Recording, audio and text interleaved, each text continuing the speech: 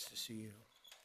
We've had a great weekend, and as you know, we made our deal with the European Union.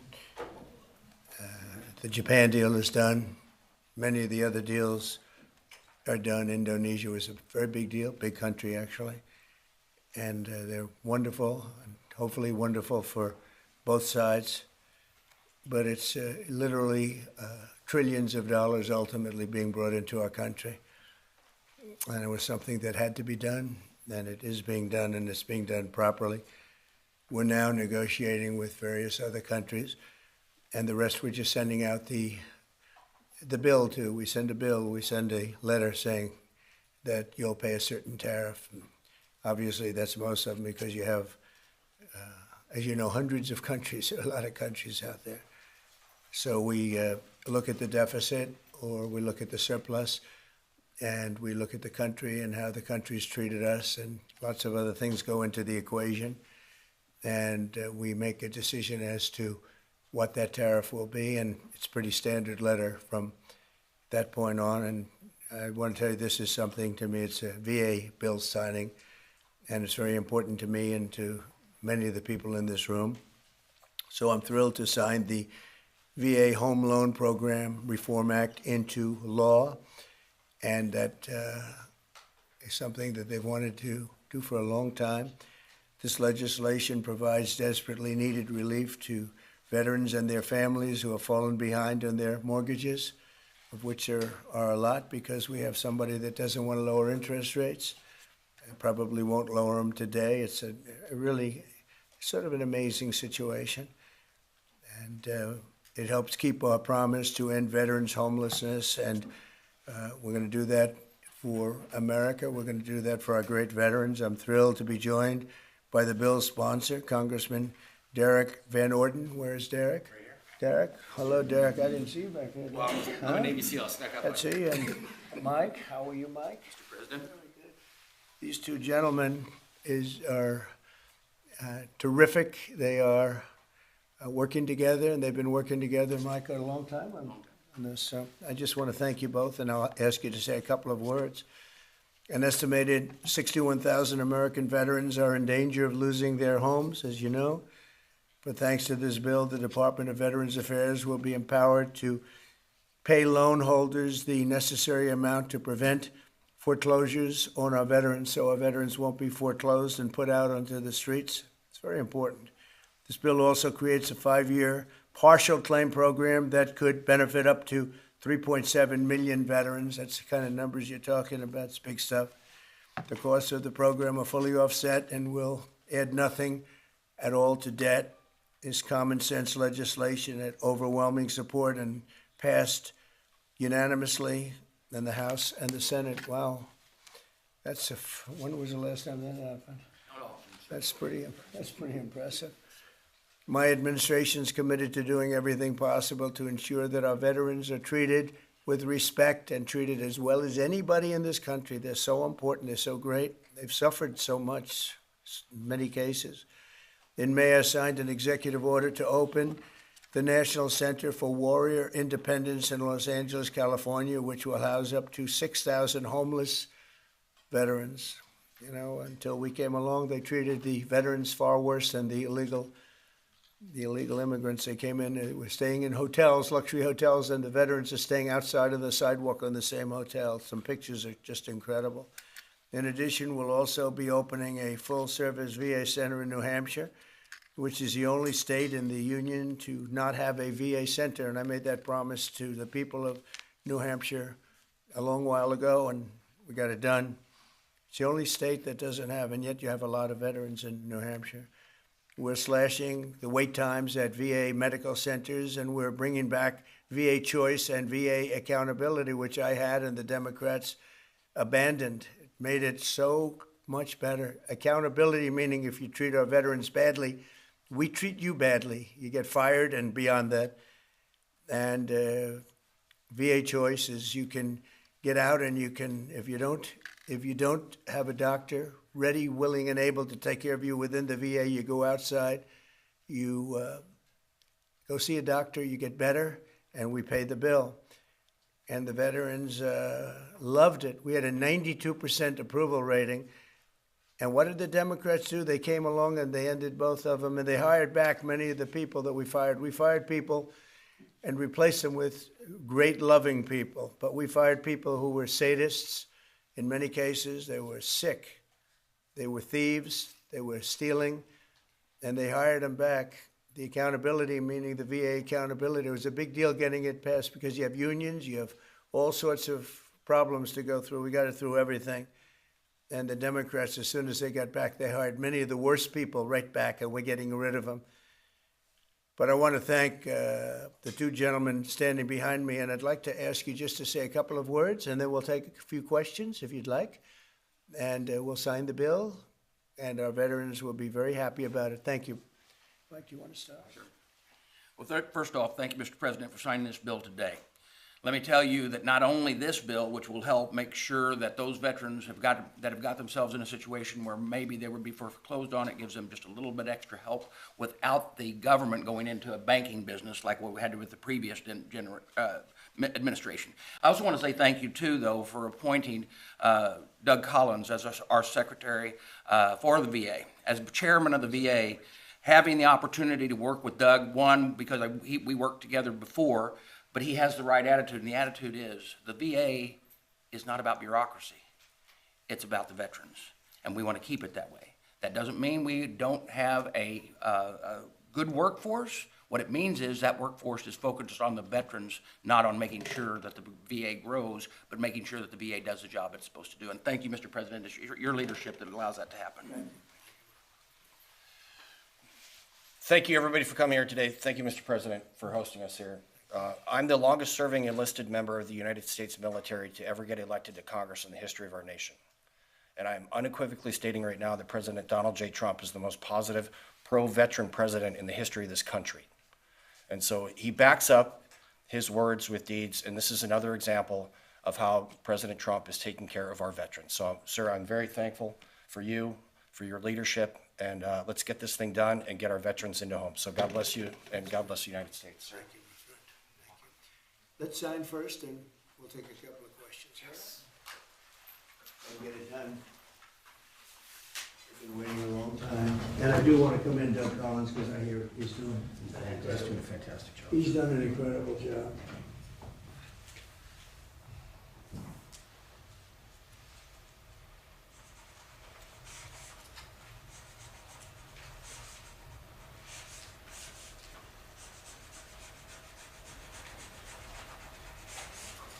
Okay. That's a good one. That's a good one. No auto pen?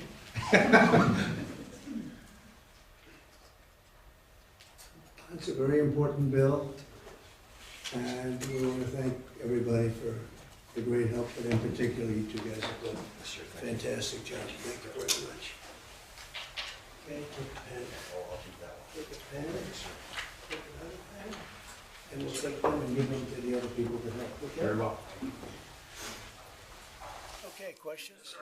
Mr. President, you said that higher interest rates are making it harder for veterans to refinance. In a stronger than expected GDP report this morning, what do you say to analysts who worry that lowering interest rates would actually lead to inflation? Well, if that happens, then we just raise them. What you do is you lower them, and let's see if there's inflation. Right now, there's no inflation. Everybody thought there would be. All we have is billions of dollars of cash pouring into our country from other countries that took advantage of us for many, many years. You know, they were taken advantage of. We were like the stupid people that didn't know what they were doing. They took advantage of us. Other countries, friend and foe. And by the way, the friend was oftentimes much worse than the foe when it comes to trade. So if that happens, what you do is you raise your rates and you do what you have to do to stop inflation. But we're keeping the rates high, and it's hurting people from buying houses, and we don't want that. If for any reason that happened in a year or two, if there's some signs of inflation coming back, right now there's not. We have a great thing going. I think we're going to have the richest economy you've ever seen. We have money coming in that we've never even thought about at numbers that nobody's ever seen before. We have a deal with Japan where they're going to pay us $550 billion. We have a deal with Europe where they're doing $750 billion plus $400 billion plus $300 billion. And many other countries, it's likewise, relatively, those are two big ones, but likewise. So we have a lot of money coming in, and we have no inflation, and we're very strong, and we should be lowering the rates. Each point that this gentleman keeps up costs us $365 billion a year. Think of that. 1 point, $365 billion. If you bring it down a point, we save 365. We should be the lowest interest rate, and we're not. We're 38, number 38, because of the Fed. It's all because of the Fed. He's done a bad job. Now, he's got a meeting today, but I call him too late. He's always too late. Even if he does it today, probably won't.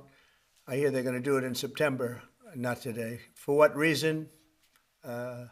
Nobody knows, but Europe, as you know, cut their rates 11 times in the last short period of time. But the good news is we're doing better than anybody anywhere in the world. Nobody's doing anything even close to us, even with the higher rates. The higher rates do affect housing, though, because people can't go out and get a loan or refinance their house. And it would be nice to have them be able to do that. That would be just another check of a box. That would be very important. Yeah, please. You mentioned today that India, in addition to its 25% tariff rate, would pay an additional penalty because of its support of Russia. What is that additional penalty?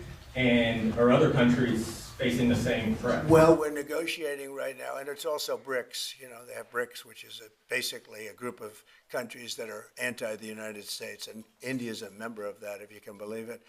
It's an attack on the dollar, and we're not going to let anybody attack the dollar. So it's partially BRICS, and it's partially the trade situation. It's the deficit. We had a tremendous deficit.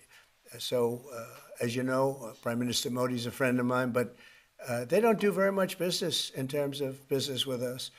They sell a lot to us, but we don't buy from them. You know why? Because the tariff is so high. They have one of the highest tariffs in the world. Now, they're willing to cut it very substantially, but we'll see what happens. We're talking to India now. We'll see what happens. It doesn't matter too much whether we have a deal or whether we charge them a certain tariff, but you'll know at the end of this week. August 1st is a very big day for this country because money is going to pour into the United States like we've never seen before. Yes, ma'am. Thank you, Mr. President. Senator Hawley introduced legislation that would ban members of Congress from owning or trading individual stocks. It extends to the president and vice president. Are you in favor of that legislation? Well, I like it conceptually. I don't know about it, but I like it conceptually. And, Nancy Pelosi became rich by having inside information. She made a fortune with her husband, and I think that's disgraceful. So in that sense, I'd like it, but I'd have to really see I study these things very carefully, and this just happened. So I'll take a look at it. But conceptually, I like it. And what I do think is Nancy Pelosi should be investigated because she has the highest return of anybody practically in the history of Wall Street, save a few.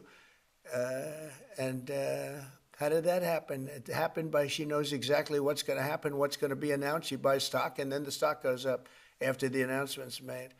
And she ought to be investigated. Mr. President, Harvard is reportedly willing to settle with you for $500 million. Is that enough? Well, it's a lot of money. We're negotiating with Harvard now. They would like to settle, so we'll see what happens. Mr. President, What is America's debt to our Afghan war allies that kept our veterans safe over there? There's been some talk about sending a lot of them back. No, Would you let your administration do if that? we know the good ones and we know the ones that maybe aren't so good. Some came over that aren't so good. And we're going to take care of those people. The ones that did a job, the ones that were told certain things. A shame what happened. One of the most disgraceful episodes in the history of our country. The way we left Afghanistan was just a disgrace.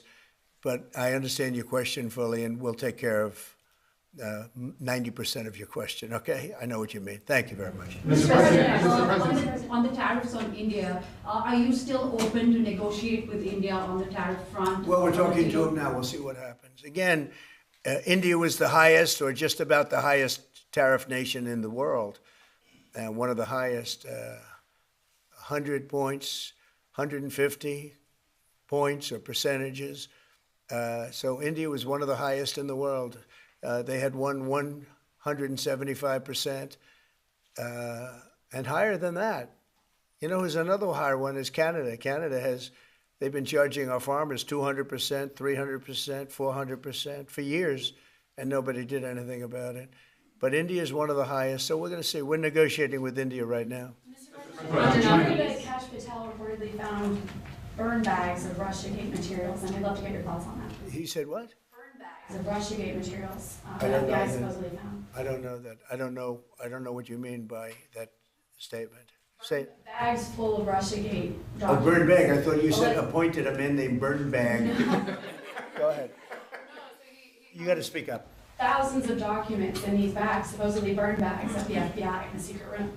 Well, I want everything to be shown, you know, as long as it's fair and reasonable. I think it will be shown and it should be shown. And I think he feels that way, and I think Pam feels that way. But it's got to be, you know, it's got to be stuff that really doesn't hurt people unfairly, because you have so many people involved. And if they can do that in a fair way, I think it's great. I think it's really great. The whole thing is a scam. It's a scam set up by the Democrats, and they love talking about it. But I would like to see people exposed that might be bad, and we'll see how that all works out. But it's getting to be very old news. You know, if they had anything, they would have done it the week before the election, because they were losing by a lot. If they had anything, they would have done it. They controlled the file. The Democrats controlled it. Comey and all this, you know, sleazebags, every one of them that you read about all the time. And I guess they've got some problems now having to do with yet a different scandal, very big one. But they control that file. So I would think that if they would have had something in the file, they would have released it about a week before the election, maybe 2 weeks, right, Brian? That's right. Go ahead. Mr. President, welcome home, by the way. Thank you very much. Good to see you. It was a great trip. It was an amazing trip. You look good. For the country. For me, it was okay, but for the country, it was an amazing trip. Go ahead. It was. Many parents are preparing to send their kids back to school in a few weeks. Now, this will be the first time they've gone back to school under the second administration for you. Now, the previous administration labeled a lot of parents domestic terrorists for showing up to school board meetings. What's your message to parents now as they return their kids to school, knowing that they have the support of you? Well, the beautiful thing is, as you know, we've gotten rid of the woke. Woke is gone, and I think pretty well buried. We're going to make sure it's buried. But the parents are now taking over the school boards. They're getting rid of these people that probably didn't like the children very much based on what they were doing. And it's a big difference. And, you know, one of the other things, and I keep watching these talking points that the Democrats have, they say, oh, prices are up. No, prices are way down. Fuel is down. Groceries are down. Things like eggs are way down. You know, when I came in my first week, the eggs had gone up like 4 or 5 times. Nobody had ever seen anything like it. And they were hitting me about eggs. I said, I just got here. It was one of my first news, maybe my first news conference. And we have eggs down now to a point where they were actually lower than even before. So I just want everyone to know prices are way down. And that's a big thing. Groceries, everything. If you look at fuel, $2.35 a gallon, a lot of that. But we actually had 4 states where it's down $1.99 as opposed to $3.50, $4. And it went up a lot higher than that. They got rid of my policy, and then it went through the roof. And then they brought my policy back, but it was too late. They blew it. We had the highest inflation in the history of our country, and now we have no inflation. We have nothing but cash coming in. The world respects us again. We're a really great, proud country. And I say it, I'll say it again, many, many leaders of other countries, I'm dealing with a lot of them today on their tariff situation. They owe us a lot of money. But many countries said to me, and almost in the same words, you were a dead country 1 year ago, and today you're the hottest country anywhere in the world. We are the hottest country right now anywhere in the world, and that's why we're taking care of our veterans, okay? Thank you very much, everybody. China. Mr. President, on China, the Secretary Best is briefing you today. Thank you guys. We're moving along with China. We're doing fine with China. I think it's going to work out very well. We're right in step. I think we're going to have a very fair deal with China. Thank you. Mr. President, what did you think Epstein was stealing the women for?